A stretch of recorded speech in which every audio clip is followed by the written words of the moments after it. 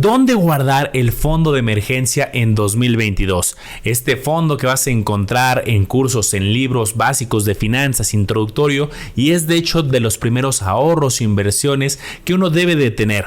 El nombre lo dice, un fondo que puedas tú tomar en caso de algún imprevisto, de alguna emergencia médica, algún gasto urgente que tengas que hacer, pero que no tenías contemplado en tu presupuesto. Y es importante tenerlo porque si no, en muchas ocasiones vas a recurrir a endeudarte, a un tarjetazo. Y por ejemplo, aquí estás viendo en pantalla el costo anual total de una tarjeta clásica. Es un ejemplo de BBVA, pero fíjate las tasas. O fíjate este caso peor, alguien que diera el tarjetazo y va pagando el mínimo de su tarjeta en lo que sale de la urgencia. Este es un ejemplo de un simulador de la Conducef. Alguien, por ejemplo, que diera el tarjetazo por 20,000, tuviera una tasa de interés del 50% y solamente pagara el mínimo, y con este límite de crédito terminaría pagando 129,676 si es que llega a pagar el mínimo, y se tardaría más de 20 años en liquidarlo. Y ojo, esto aplica para todos, usuarios también intermedios, experimentados, que por ejemplo ya tuvieran un portafolio, acciones en bolsa. Y por ejemplo, algo que no queremos que pase es que tengas acciones de una empresa o cualquier inversión, esto solamente es un ejemplo,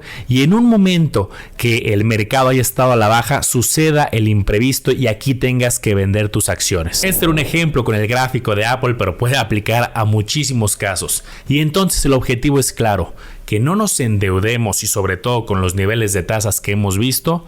Segundo, que si tú ya tienes un portafolio, una estrategia, no tengas que desbaratarla y más bien tengamos este fondo destinado para las emergencias. Y bueno, aquí viene la primera pregunta clave.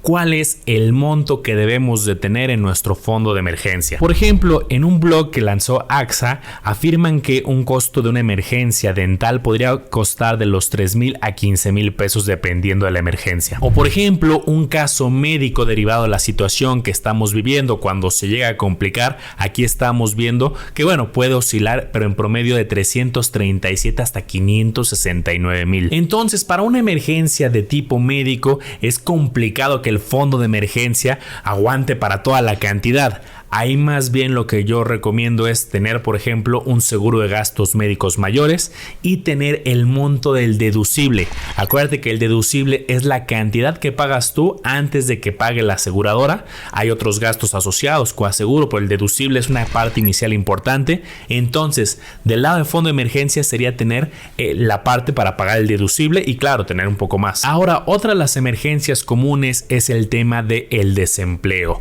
que se corte nuestra fuente principal de ingresos. De ahí la importancia también de diversificar y tener múltiples fuentes de ingreso. ¿Por qué? Vamos a ver datos. De acuerdo a información del INEGI, de la Encuesta Nacional de Ocupación y Empleo, cuando se le preguntaba a personas que vivían esta complicada situación, en muchos casos vemos que el tiempo de la desocupación es por más de 3 meses. En este caso, 28.4%. Incluso la forma de la pregunta es conservador, más de 3 meses. Obviamente en la práctica puede llegar a ocurrir un tema de muchos más meses, 6, 9, 12, y más si estás en un mercado muy competitivo o no quieras aceptar cualquier oferta. Y es por esa razón que en muchos foros de finanzas vas a encontrar la sugerencia de que guardes un cierto número de meses de tu salario. En muchos casos vas a encontrar que te sugieren 6, en algunos casos un rango de 3 a 6 meses de tu salario. Aunque si me preguntas, yo creo que es más atinado, en lugar de hablar de meses de tu salario, hablar de meses de tus gastos fijos, de tus gastos indispensables, aquellos gastos que no puedes recortar, por ejemplo la renta, alimentación, la luz, etcétera. Yo lo haría más sobre estos gastos necesarios que en general sobre tu salario. Y entonces, para responder la pregunta de cuántos meses, 3, 6, 10, va a depender mucho de varios factores. Obviamente, entre más meses se tengan, tendrás un margen de seguridad mayor. A lo mejor si te vas a un número mínimo de 3, puede que esté un poco apretado en una situación complicada en caso de que se hayan cortado los ingresos. Y también depende de tu facilidad para conseguir nuevamente otra fuente de ingresos. Y bueno, eso va a depender de las circunstancias de cada quien. Pero vamos a la pregunta clave del día. Vamos a empezar a construir este fondo. ¿Dónde lo guardamos? ¿Lo dejo en ahorro? ¿O qué alternativas de inversión podríamos usar? Fondo de emergencia y alternativas de cómo construirlo y dónde guardarlo. Vamos a ver muchas alternativas diferentes para que tú puedas analizar y comparar, pero antes, si tú no estás aún suscrito al canal, te invito a que lo hagas porque siempre, cada semana revisamos muchas estrategias financieras que te van a servir en algún momento en la vida. Primero resolvamos el debate de lo ahorro o lo invierto. Sabemos que las cosas son cada vez más caras, la famosa inflación, y con información reciente de Banco de México vemos un 7.36. Y en los últimos meses hemos visto este efecto, que como incrementan las cosas de forma generalizada, está en niveles cercanos al 7%. Varios años atrás y el promedio se había ubicado en niveles cercanos al 4%. Pero si es 4 o es 7, aquí viene la pregunta. Si dejamos el dinero en un mecanismo de ahorro, en una cuenta de débito, por ejemplo, lo que tendrías que hacer para que tu fondo no pierda valor es cada año tú agregar de forma adicional, en caso de que ya lo hayas construido, el valor al menos de la inflación, porque si no vas a dejar tu fondo de emergencia, vas a estar muy tranquilo, pero van a pasar los años y las cosas cada vez son más caras, 4, 5, 7%, y si dejas estático tu fondo de emergencia, te va a alcanzar para pagar menos emergencia futura, asumiendo que no sucede nada en 5, en 8 años, por ejemplo. Entonces sí, podrías dejar alguna parte en una cuenta para tenerlo muy disponible a la mano, pero también podrías buscar que otra parte de tu fondo de emergencia esté en una opción de inversión, pero que tenga una característica importante, que tenga alta liquidez, es decir, que en caso de que llegara a suceder este imprevisto, tú lo tengas a la mano, esté disponible. Y aquí una pregunta frecuente es: sí, Manolo, pero ¿qué tal si tú tienes una emergencia el día sábado y necesitas en ese momento hacer el pago y tu inversión la puedes retirar hasta el lunes? Bueno, por eso también puedes hacer estrategias, diferenciarlo, alguna parte a lo mejor muy disponible, aunque déjame decirte que también hay opciones de inversión que a la vista los tienes disponible 24/7, algunas otras a lo mejor si es de lunes a viernes, pero bueno, por eso es que hay que hacer estrategias.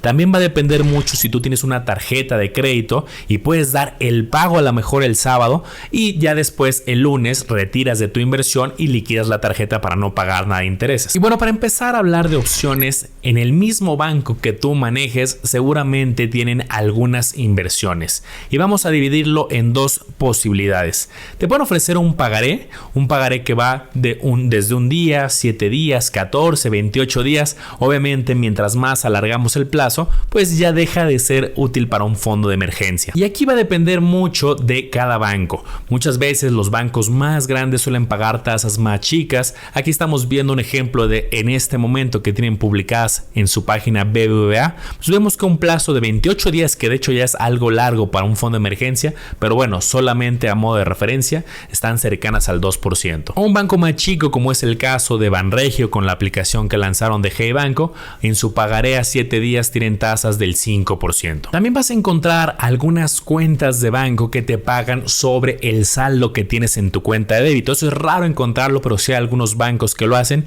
Esta, por ejemplo, es una cuenta de Inbursa que te da de rendimiento el valor de CETES a 28 días. Ahorita vamos a ver este valor. En este caso, la desventaja es que te cobran 280 pesos por manejo de cuenta. Entonces tendrías que sacar ahí muy bien el cálculo para que valga la pena el rendimiento con el costo. Y bueno, en este ejemplo concreto tendrías que tener, asumiendo una tasa más o menos del 5,5, más de 61,000 para que valiera la pena.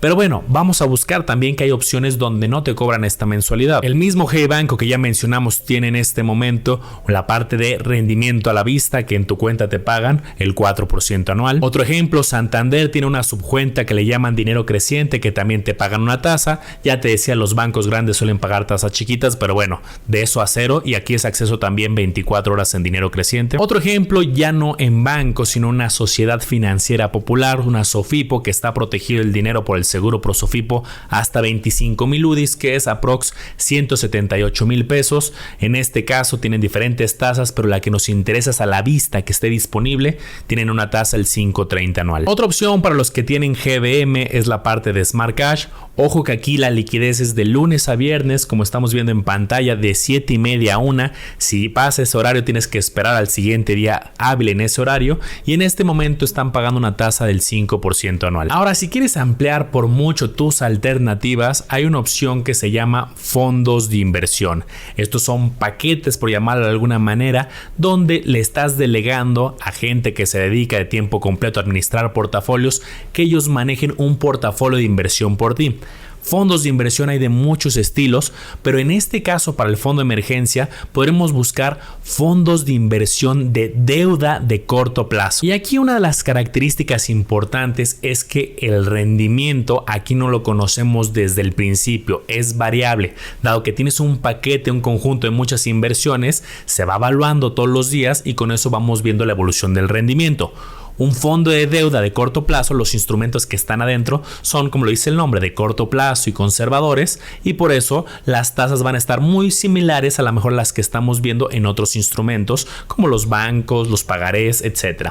Aquí estamos viendo un ejemplo de uno que se llama Bondía, que es de la plataforma CETES Directo, y pues fíjate los rendimientos, 4.20, 5.05, dependiendo del periodo, la tasa va cambiando, pero bueno, este es la información histórica. En los fondos te van a presentar un documento que se llama documento con información clave para la inversión, donde te van a explicar cuál es el objetivo de la inversión, te van a dar la información, como ya veíamos, de los rendimientos, nos van a decir en qué instrumentos se está invirtiendo, por ejemplo, en diferentes papeles gubernamentales, también te van a poner un gráfico con la proporción del tipo de instrumento, vamos a tener la información de las comisiones, en este caso 0.25, muy importante, el horario, en este caso tenemos disponibilidad diaria de lunes a viernes de 9 a 1 de la tarde. Casi todos los bancos también distribuyen fondos de inversión y le puedes preguntar al ejecutivo: y quiero un fondo que tenga alta liquidez, disponibilidad de lunes a viernes, y es muy seguro que te ofrezcan justo un fondo de deuda de corto plazo.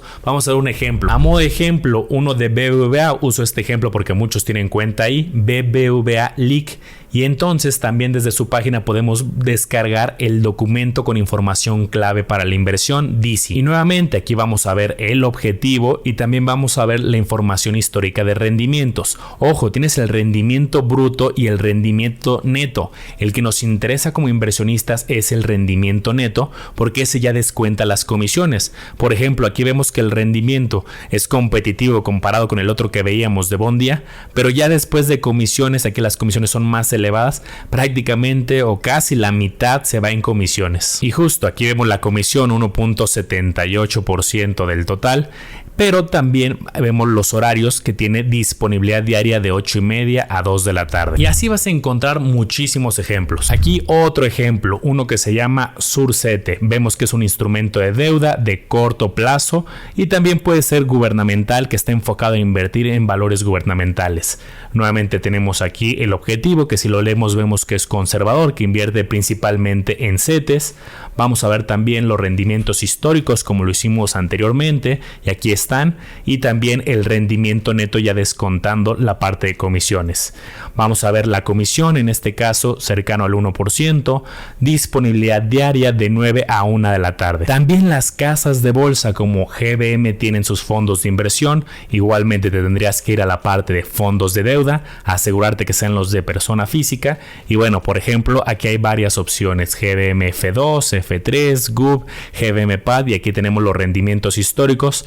Y asegúrate de que el plazo de liquidación sea de corto plazo y también que tengas un horario de operación que se adapte a tus necesidades. Y ya para acabar, si por alguna razón una parte de tu fondo de emergencia lo mandas a un pagaré que veíamos al principio de 28 días, hay de plazos más cortos como el de Hey Banco que hablábamos de 7, asegúrate que al menos te paguen una tasa superior a los CETES. Ahí simplemente te metes a la página de CETES Directo y bueno, ahí te van a aparecer en la página principal cuánto están pagando los CETES, por ejemplo a plazo de un mes, 5.50, y esto lo van poniendo ahí de manera actualizada. Obviamente si el plazo es más largo puede ser mayor, como 6.92, pero bueno, a un año ya no va tanto para fondo de emergencia. Como te diste cuenta, las alternativas que revisamos oscilaban entre un 2, un 6, 7%. La verdad es que para una alternativa de corto plazo, de bajo riesgo muy disponible, las tasas, aunque pueden ir cambiando en el tiempo, van a ser conservadoras. En el caso del fondo de emergencia no buscamos una ganancia patrimonial, lo que buscamos es tener el dinero, que sí, no tenerlo indisponible para que la inflación no se lo coma, pero ahí lo más importante es la disponibilidad, poder tú cubrir esta emergencia. Ya en muchos otros videos del canal veremos otras estrategias más patrimoniales, con visión de largo plazo, una diversificación más robusta, pero bueno, cada inversión cumple un objetivo concreto. Espero te haya gustado este review informativo. Recuerda analizar y comparar muy bien, porque tú serás el único responsable de tomar una decisión bien fundamentada.